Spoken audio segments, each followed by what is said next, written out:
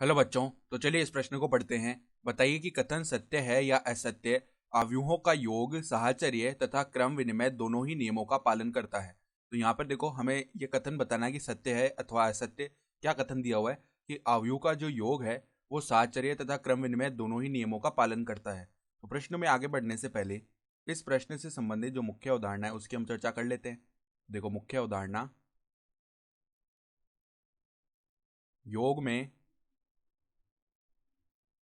योग में क्रम विनिमयता के लिए योग में क्रम विनिमयता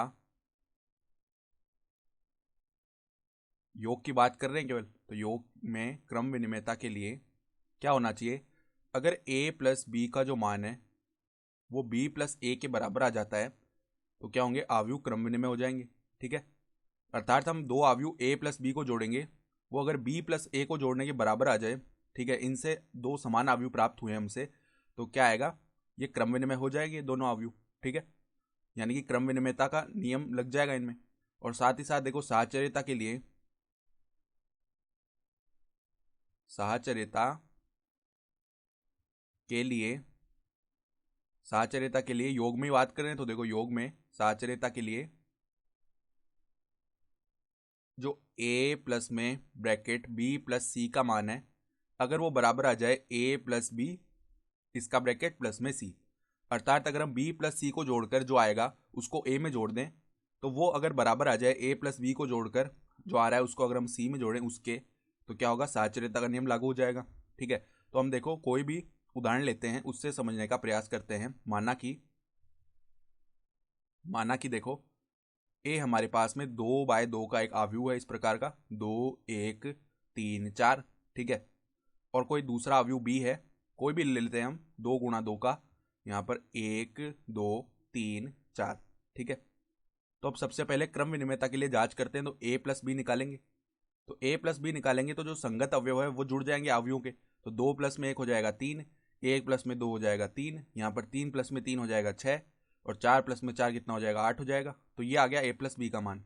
अब अगर हम बी प्लस ए का मान निकालें तो यहाँ पर देखो, बी प्लस में ए करेंगे तो 1 प्लस में 2 कितना हो गया? 3, 2 प्लस में कितना हो गया? 3, 3 प्लस में 3 कितना हो गया? 6, और 4 प्लस में 4 कितना हो गया? 8।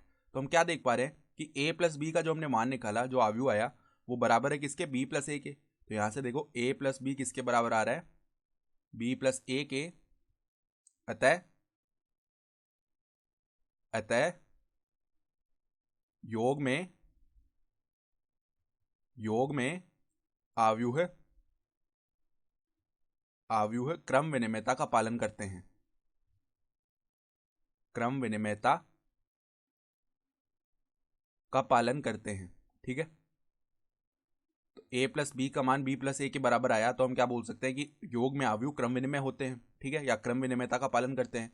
अब साहचर्यता के लिए जांच करते हैं। तो ए और बी तो हम मान ही चुके हैं, ये दो अवयव मान चुके हैं। ठीक है, अब हम क्या मान लेते हैं? तथा एक नया अवयव सी मान लेते हैं। किस प्रकार का? देखो, इस प्रकार का 0 1 2 4। ठीक है, तो पहले हम क्या करते हैं?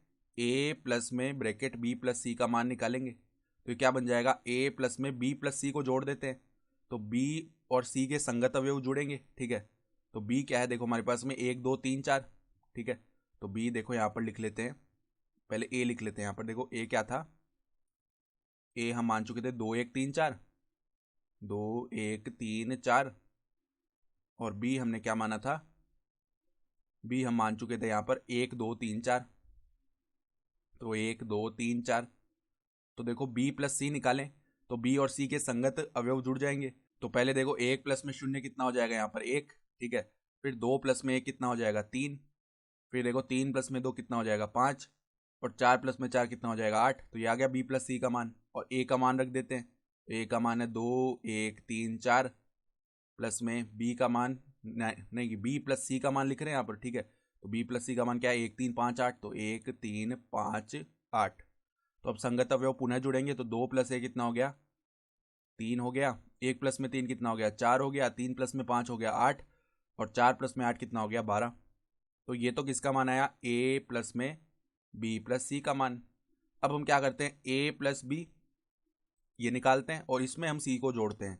तो a प्लस में b करेंगे तो वो कितना आएगा, देखो संगत अवयव जुड़ जाएंगे। तो 2 प्लस में 1 हो गया 3, 1 प्लस में 2 हो गया 3, फिर 3 प्लस में 3 हो गया 6, 4 प्लस में 4 हो गया 8। तो ये तो आ गया a प्लस बी का मान। प्लस में c का मान कितना माना था हमने, 0 1 2 4। तो यहाँ पर संगत अवयव जुड़ेंगे तो हमारे पास में देखो 3 प्लस में 0 हो गया 3, 3 प्लस में 1 हो गया 4, 6 प्लस में 2 हो गया 8 और 8 प्लस में 4 हो गया 12। तो हम क्या देख पा रहे हैं कि a plus bracket b plus C का जो मान है वो a plus B plus C के बराबर आ रहा है। ठीक है, तो देखो a plus bracket b plus C का जो मान है वो किसके बराबर आ रहा है, a प्लस में b का ब्रैकेट प्लस में c। अतः अतः योग में आव्यूह साहचर्यता का भी पालन करते हैं, साहचर्यता का भी पालन करते हैं।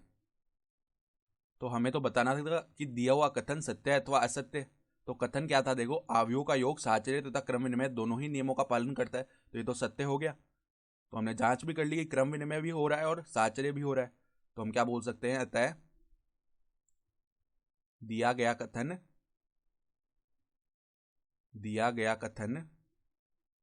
सत्य है। ठीक है, तो ये कथन सत्य हो गया। तो आशा करता हूं कि आपको ये प्रश्न समझ में आया होगा। धन्यवाद।